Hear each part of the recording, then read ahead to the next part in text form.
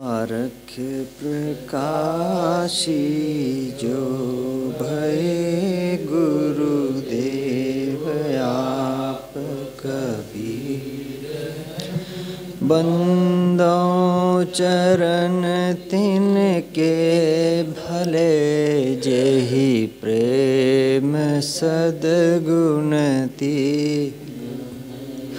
प्रेमी की भावे प्रेम दिल साचार है वही बोध वही शोध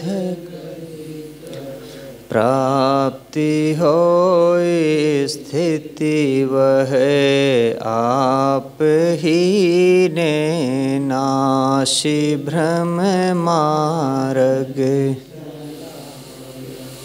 ज्ञान का बीजक बनाया ग्रंथ जो सोई भया परमान का कबीर ऐसा सोई जनाया जान काय ज्ञान को जो हान करी वही दिमम मन मान का अज्ञान को जो हान करी वही मम मन मान का।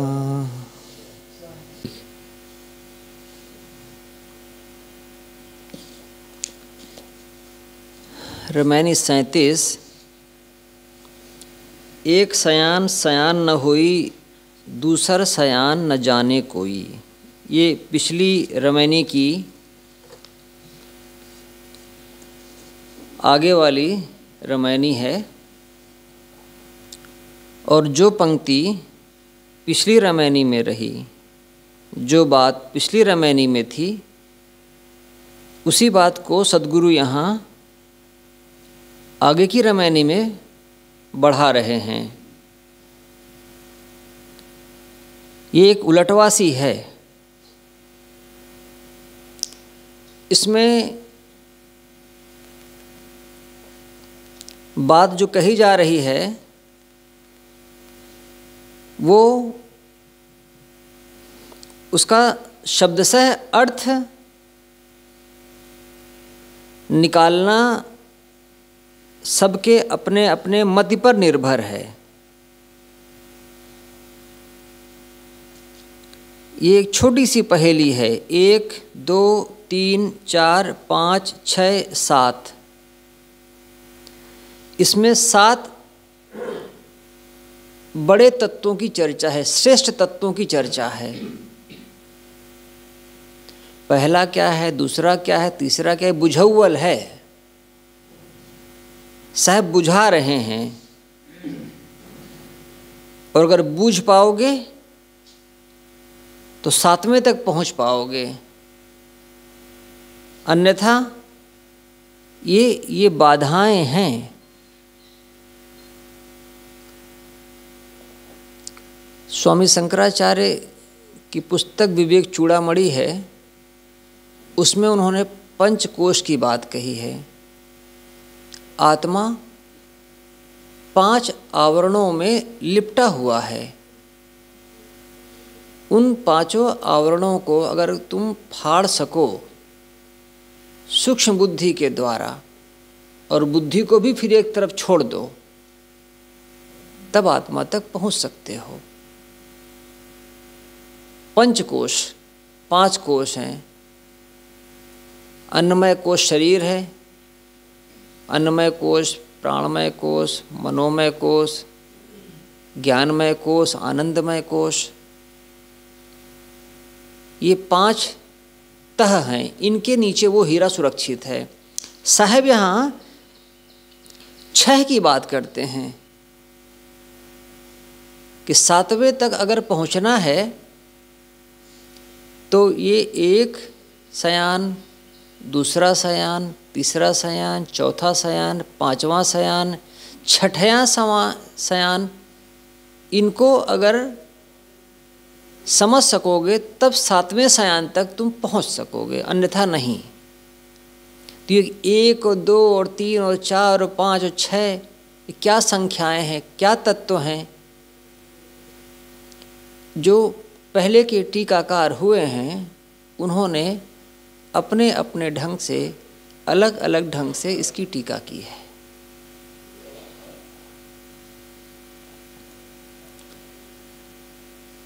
एक शयान किसी ने कहा कि देह है, दूसरा शयान किसी ने कहा ये माया है, तीसरा शयान त्रिगुण है,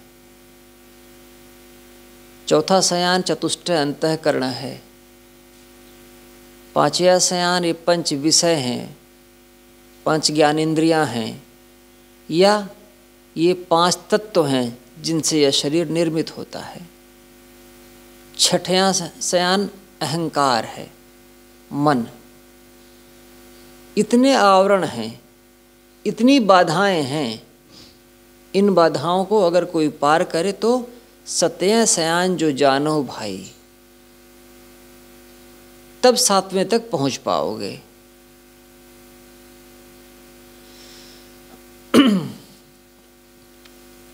श्री पूरन साहब जी ने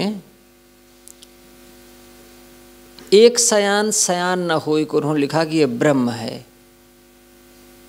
दूसरा शयान न जाने कोई को उन्होंने कहा यह ब्रह्मा है। ब्रह्म और ब्रह्मा, ब्रह्मा माने देवता, ईश्वर। बिहार के कुछ संत हुए हैं जिन्होंने टीका की है, उन्होंने थोड़ा दूसरे ढंग से कहा है।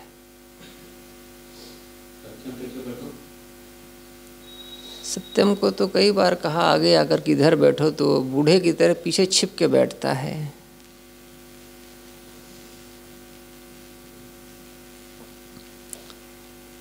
रामायणी 37 को देखें।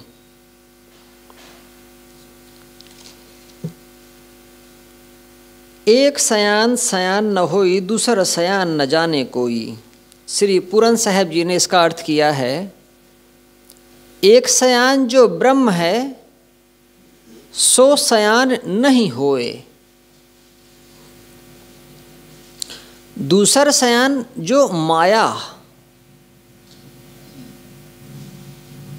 ताही न जाने कोई,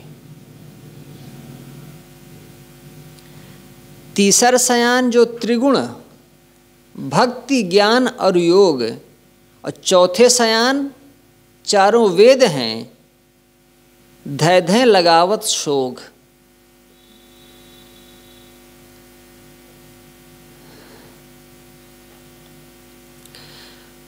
पचये पांचों तत्व हैं जामे जीव रहे गोए, और छठे मन के फंद में सब जग चला बिगोए। और सत्या शयान, सत्या शयान जो जीव है याते सब विस्तार, खानी बानी याहिते ब्रह्म सृष्टि जग जहार। ये एक छोटी सी बुझावल है। 1 2 3 4 5 6, ये छह अलग अलग, इनके अर्थ टीकाकार व्याख्याकार अपनी समझ से करते हैं। हाँ, ये बात स्पष्ट है कि 6 के 6 ये आत्मज्ञान में बाधक ही हैं, ये बाधाएं हैं। पहला शयान ब्रह्म श्री पूरन साहब जी के अनुसार, दूसरा शयान माया, तीसरा त्रिगुण, और एक अलग ब्रह्म ईश्वर मानना, उसकी भक्ति, उसका ज्ञान और उससे मिलने का योग।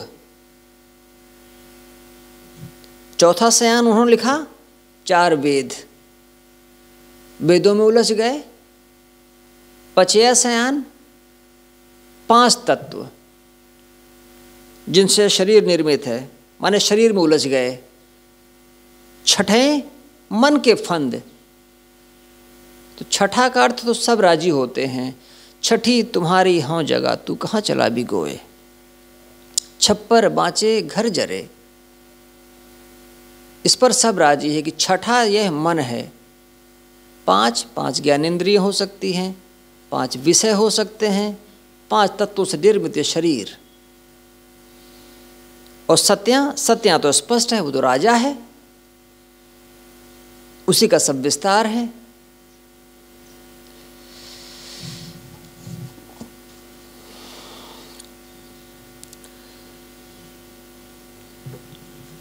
गुरुदेव ने टीका में जो लिखा है,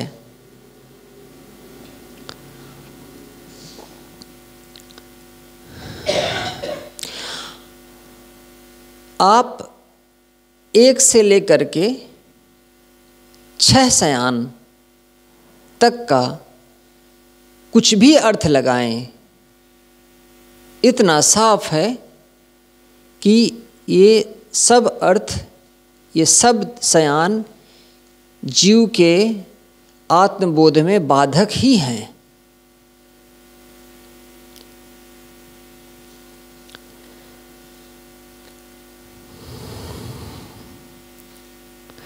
एक सयान सयान न होई, दूसर सयान न जाने कोई।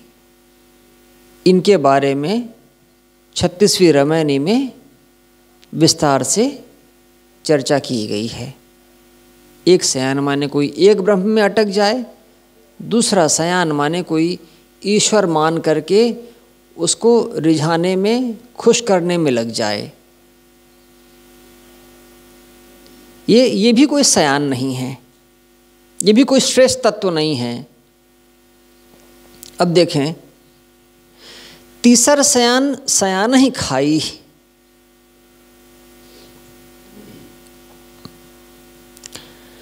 तीसरा सयान क्या है? साहब ने लिखा है, वाणी क्या है? यह मोम की नाक होती है, उसे चाहे जिस तरफ घुमा दो घूम जाती है।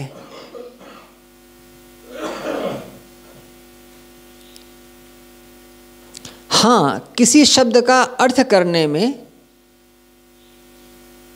जो लेखक का जो लक्ष्य है वो देखना चाहिए। कबीर साहब इस 37वीं रामायणी में 1 से लेकर के दूसर, तीसर, चौथे, पचये, छठे तक के सांकेतिक विषय को सयान श्रेष्ठ या सत्य नहीं मानते हैं। उनका जोर है, सत्या सयान जो जानहु भाई, तो लोक वेद में मोह देऊ दिखाई।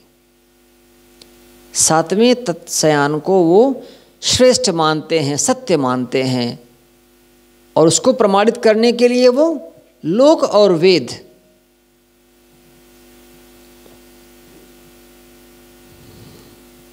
दोनों की बातें बताते हैं। तो यही जो सत्या सयान है, यही है जीव। तीसर सयान सयान ही खाई।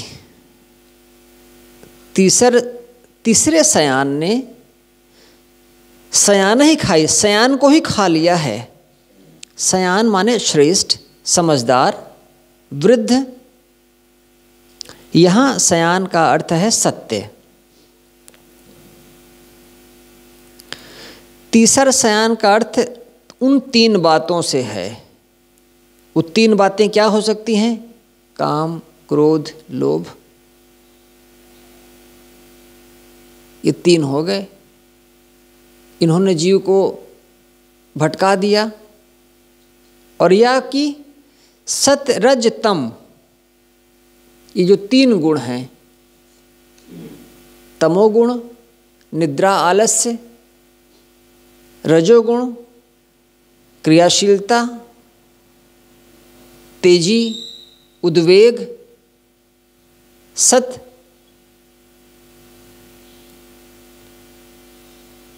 निर्मलता, मौन, शांति।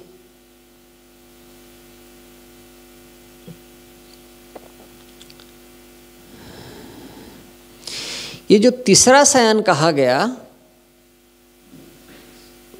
उसका सत रज तम ये त्रिगुण अर्थ करना ज़्यादा उपयुक्त है। ये ऐसे विचारक जो इन तीन गुणों के प्रपंच को ही परम सत्य मान लेते हैं वो भी अपने आप तक नहीं पहुंच पाते हैं।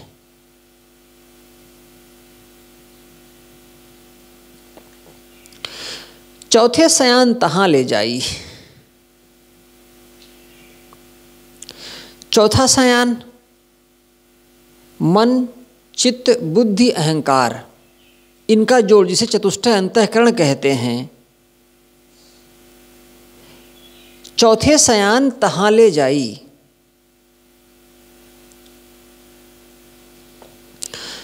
ये जो चौथा है, चौथा माने मन, चित्त, बुद्धि, इन तीन के बाद जो चौथा है अहंकार, यह अहंकार जीव को भ्रम में ले जाता है। जो चौथे में ही अपना सयानपन दिखाने में लगे हुए हैं वह भी मानो भ्रम में ही पड़े हुए हैं। चौथे का अर्थ क्या है? विषयों का मनन करना, उनका चिंतन करना, निश्चय और कर्तूति।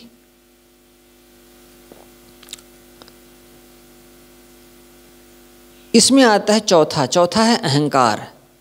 जब किसी विषय का मनन, चिंतन एवं निश्चय परिपक्व होता है तभी उसमें अहंकार होता है। वो लोग जो बुद्धि विलास में लगे हैं और संस्कारों में अहंकार कर लेते हैं वे भी मानो एक तरीके से भ्रम में ही हैं। चौथा शयन माने मन, चित्त, बुद्धि और अहंकार, इन चारों का जोड़।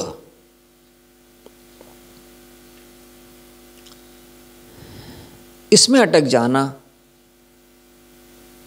गुरुदेव ने लिखा है ये जो संस्कार बनते हैं इन संस्कारों में अपना तादात्म्य कर लेने वालों को स्वरूप का ज्ञान नहीं हो सकता। ये पहेली ऐसी है कि अपने स्वरूप ज्ञान में क्या क्या बाधक तत्व हैं उन बाधक तत्वों को समझना है बस। कोई ब्रह्मज्ञानी होने का दावा करे तो अपने से अलग रह गया, कोई ईश्वर परमात्मा में उलझ जाए तो अपने से अलग रह गया, कोई त्रिगुण में ही उलझ जाए तो भी वह अपने आप से दूर रह गया, और कोई मन, चित्त, बुद्धि, अहंकार से बने हुए जो संस्कार हैं उनमें उलझ गया तो भी अपने आप से दूर रह गया। पचये शयान जो जाने वो कोई, पचया शयान 5, जो 5 को ही सत्य माने उसी को कहें कि हाँ यही 5 महत्वपूर्ण हैं। साहब कहते हैं ये भी समझदारी की बात नहीं है। अब 5 से तो बहुत चीज़ें आती हैं, 5 तत्व आ गए, 5 ज्ञानेंद्रियाँ आ गई, 5 कर्मेंद्रियाँ आ गई, 5 विषय भोग आ गए। क्या अर्थ है? जिसमें हम उलझ जाएं बस वही हमारे लिए बाधा हो गया।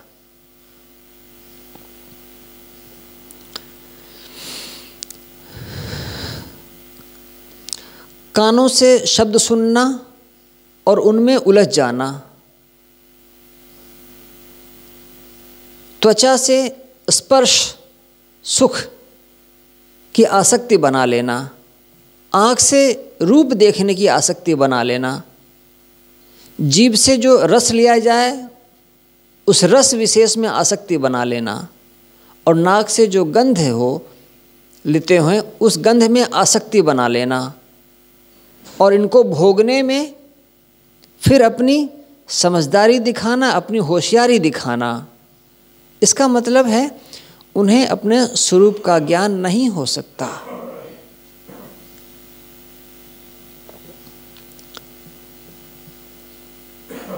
छठे माँ सब गैल बिगोई, ये कैसी घोषणा है उनकी। छठे में तो सबके सब बिगोए गए, खो गए।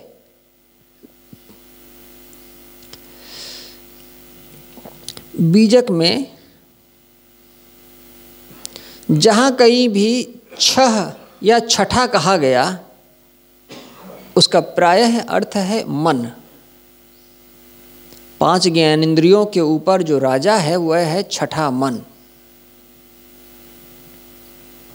5 ज्ञानेंद्रियों द्वारा विषयों का भोग होता है, ग्रहण होता है, और भोगों को भोगने के बाद उनके जो संस्कार बचे रह जाते हैं, जहाँ वो संस्कार रह जाते हैं वही मन है।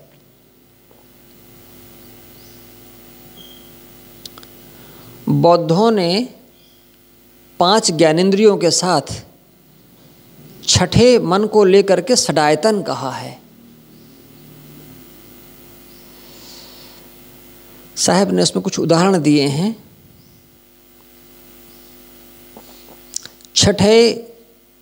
छठी तुम्हारी हों जगह, माने छठे मन में तुम्हें अहंकार जगा। इसलिए साहब कहते हैं इस रामायणी में कि छठे माँ सब गैल बिगोई, अर्थात मन के चक्कर में पड़कर सब नष्ट हो गए।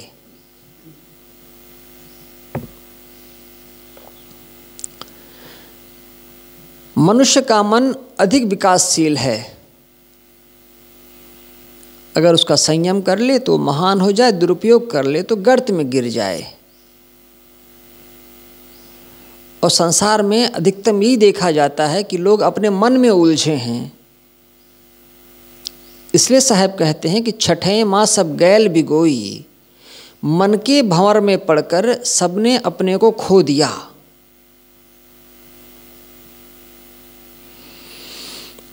सत्या सयान जो जानहु भाई, लोक वेद मो देऊं दिखाई। ये है वो अंतिम जगह जहाँ पहुँचना है। साहब कहते हैं 5 ज्ञानेंद्रियों में उलझ गए, छठे मन में उलझ गए, इनके पार 7वां नंबर है जीव का। और कहते हैं अगर इसको समझो सत्य को तो लोक और वेद दोनों में ही मैं तुम्हें इसको दिखा दूंगा।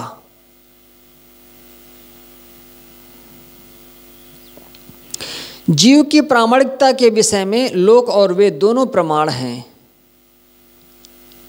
लोक में देखा जाता है कि जब जीव शरीर छोड़ देता है तब अनाड़ी से अनाड़ी आदमी भी मृतदेह को जलाकर, गाड़कर या पानी में फेंककर उसका त्याग कर देते हैं। पशु पक्षी को भी जीव की उपस्थिति या अनुपस्थिति का बोध हो जाता है। एक कुतिया ने कुछ बच्चे दिए थे, जने थे 5-6 बच्चे। कोई ले जा करके उसको ले आकर के आश्रम के सामने ही छोड़ दिया। सोचा होगा बाबा लोगों के कोई काम तो है नहीं, वही इन्हें दूध पिलाएं, वही पालें। महात्मा तो दयालु होते भी हैं, कुछ दे दें खाने को। एक बच्चा उसमें से कमज़ोर हुआ तो उसकी माँ जाए उसको सूंघे, कुछ खाने पीने को लेकर के आए तो बाकी के बच्चे तो खा लें, वो वैसे ही पड़ा रहे, उसके पास पहुंच जाए।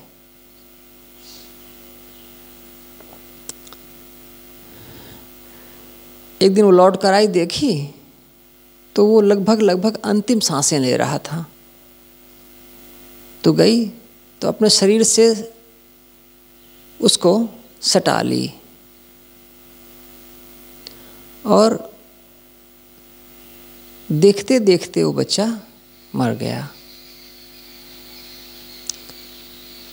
तो बच्चे से दूर जाकर के बैठ गई। फिर वो उसके बच्चों की तरफ से कोई निकलता था तो भूंकती थी, जोरों से भूंकती थी। लेकिन जब वो बच्चा मर गया तो उस बच्चे के शरीर से दूर जाकर के बैठ गई। जो बाकी के बचे हुए थे उनके साथ बैठ गई, उधर से मुंह फेर ली। जब हमारे एक साथी उस मरे बच्चे को उठाए ज़मीन में अंदर डालने के लिए, एक बार आंख खोल करके देखी उधर और बस हो गया, फिर दोबारा नहीं देखी। और जब तक वो बच्चे जीवित थे तब तक उधर की तरफ कोई जाए तो भूखने लगती थी, चिल्लाने लगती थी। उसको भी पता चल गया। रास्ते में आ रहे थे हम लोग, 2 कुत्ते के पिल्ले थे, एक के ऊपर गाड़ी चढ़ गई थी। तो कौवा जो है उसको नोच नोच करके खा रहा था, और जो दूसरा वाला जो बचा हुआ था वो थोड़ा दूर बैठा हुआ देख रहा था। साथ में खेलते थे, साथ में रहते थे। अब वो जान गया अब इसमें कुछ नहीं है। तो लोक में भी देखा जाता है कि जीव के न रहने पर शरीर कैसा मुर्दा हो जाता है।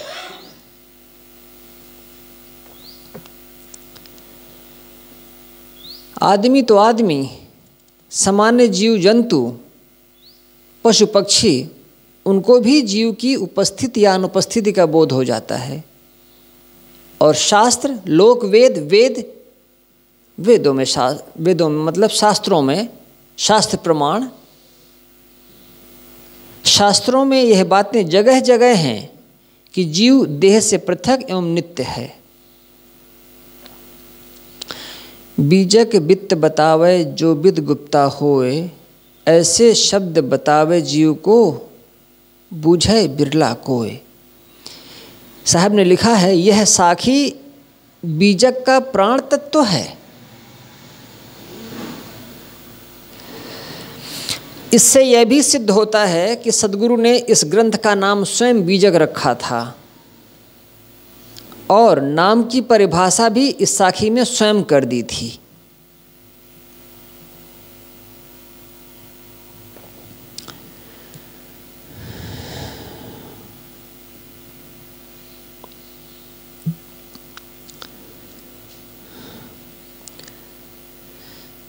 जैसे बाहरी बीजक, इनवॉइस अंग्रेजी में बोलते हैं,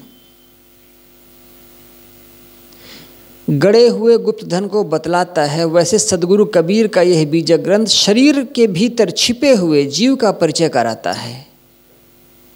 ऐसे शब्द बतावे जीव को। जीव ही तो सारे ज्ञान विज्ञान एवं सिद्धांतों का मूल है। इस साखी में बीजक का नामकरण करते समय सद्गुरु कबीर अपने मूल सिद्धांत का भी परिचय दे देते हैं।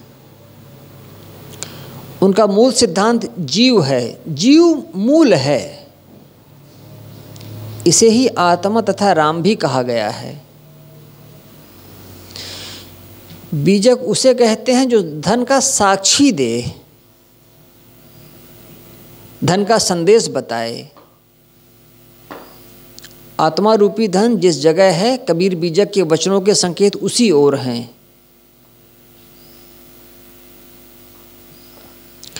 साखी ग्रंथ में साहब ने कहा है, पारखी से संग करु गुरुमुख शब्द विचार। इस प्रकार साहब चेतन आत्मा को ही परम तत्व मानते हैं। इस रामायणी में देखें, ये अंतिम पंक्ति है इसकी। इस रामायणी में तीसरे, चौथे, पांचवे, छठे सयान जीव से सब अलग माने गए हैं, और ये बताया गया है कि ये सयान वास्तव में सयान नहीं है, श्रेष्ठ नहीं है। इनके ऊपर जो जीव है वही 7वां सयान है। इस प्रकार से ये रामायण 37 के एक शयान, दूसर शयान, तीसर शयान, चौथे शयान, पचय शयान, छठें और सत्या शयान, इनकी चर्चा इसमें की गई है। साहब ने जिस ढंग से इसको लिखा है वो बहुत सरल है, पढ़ेंगे चीज़ स्पष्ट हो जाएगी। साहेब बंदगी, साहेब साहेब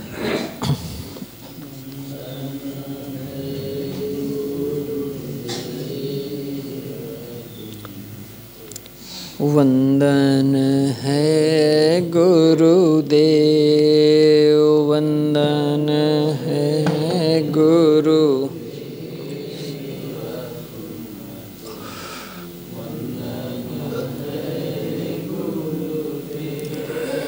काल जाल के